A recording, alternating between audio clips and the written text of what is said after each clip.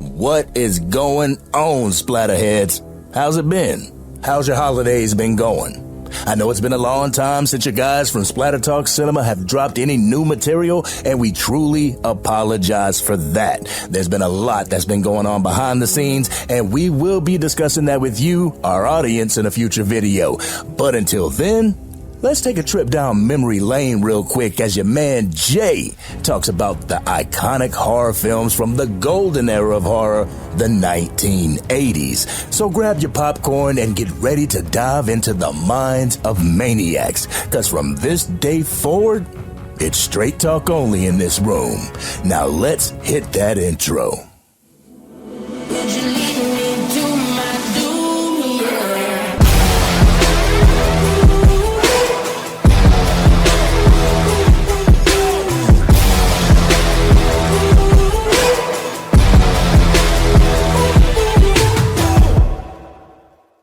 All right, Splatterheads, in this Straight Talk episode, we will be talking about the 1984 classic, A Nightmare on Elm Street.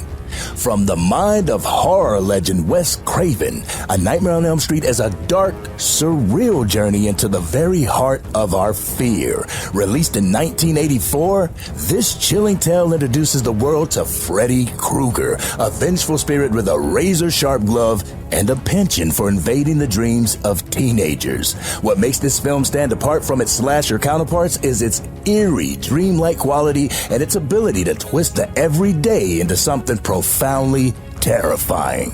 The film opens up with a simple but nightmarish premise. A group of teenagers on Elm Street are plagued by strange, horrific dreams in which a disfigured man with a bladed glove stalks them through the shadows.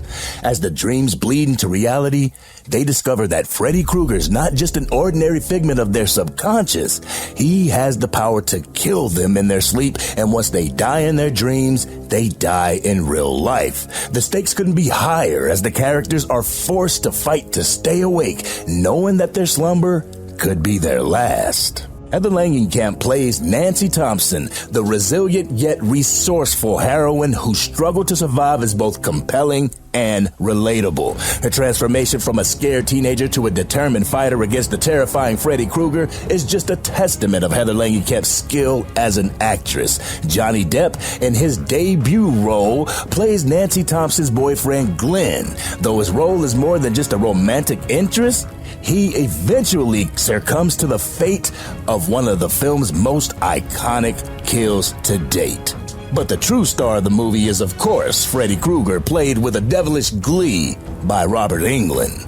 Freddy is the perfect villain, equal parts grotesque and charismatic, with a dark sense of humor that makes him all the more unsettling. His disfigured appearance, combined with his taunting voice and the ability to manipulate dreams, turned him into a cultural phenomenon. Unlike most slasher villains who rely purely on physicality, Freddy Krueger's strength lies in his ability to invade the minds, making him a monster not just of the body, but of the psyche as well. Wes Craven's direction is masterful, making brilliant use of practical effects to bring the nightmarish world of our dream realm into reality. The film's surreal, boundary-blurring sequences are genuinely terrifying, whether it's Freddy's terrifying face emerging from the wall or the dream world's eerie, distorted architecture. This film is something to behold even today. The film's score, composed by Charles Bernstein, complements the visuals perfectly, with its haunting, minimalistic melodies becoming synonymous with the feeling of dread. Whenever you hear the simple notes of the piano, you knew that death was near for the characters in the film. What truly sets A Nightmare on Elm Street apart is its innovative concept and the way it explores the vulnerability of sleep. It taps into that primal fear, the idea of no matter how safe that we feel in the waking world, it's our dreams that can turn into a battlefield. Sleep is something that we all must surrender to, and Nightmare on Elm Street brilliantly takes that act of surrender and turns it into the ultimate risk. It's a film that mixes slasher horror with psychological terror, and the results is a classic that lingers long after the credits roll. In conclusion, A Nightmare on Elm Street isn't just a slasher film. It's a nightmarish exploration of fear itself, with memorable performances, a groundbreaking villain, and the premise that both is terrifying and original. It has rightfully earned its place at the cornerstone of the 1980s horror genre. Freddy Krueger may be fictional, but his legacy is very real, and it continues to haunt audiences to this day. But unlike Scream or Vampire in Brooklyn or Serpent and the Rainbow, Wes Craven was responsible for writing as well as directing A Nightmare on Elm Street. Wes Craven shopped the idea to multiple studios. While receiving multiple rejection letters, it wasn't until a small independent production company, New Line Cinema, and its owner, Bob Shaye, took a chance on Wes Craven's script. Then it would grow legs and eventually become the house that Freddy built. The success of A Nightmare on Elm Street and its sequels were responsible for New Line Cinema's notoriety in the 1980s and a legitimate house of horror. The original Nightmare on Elm Street was not my favorite of the series, but I would have to rank it within the top 3, with A Nightmare on Elm Street 4 and 3 beating it for the top spots. I feel that A Nightmare on Elm Street 4, The Dream Master, doesn't get the credit that it deserves, but we will discuss that more during the review of that movie. But I remember when I first saw this movie. I actually saw A Nightmare on Elm Street 4. The first nightmare that I ever saw was A Nightmare on Elm Street 4 with my dad, my mother, my sister, and my brother at the movie theater. When we got out of the movie theater, I knew that I wanted to rent this from the local video store. So the next time that we went to the video store, I rented A Nightmare on Elm Streets 1, 2, and 3 to catch up with the series. The original movie was extremely eerie for me as a child. So let's discuss some of the scenes that literally kept me up at night. One of the first scenes that kept me up at night was the scene when Tina met Freddy face to face for the first time in the alley. I swear to you, that scared the crap out of me. When you saw that trash can lid roll out of the shadows and then you seen Freddy's silhouette, I knew that it was on. I got scared from that point.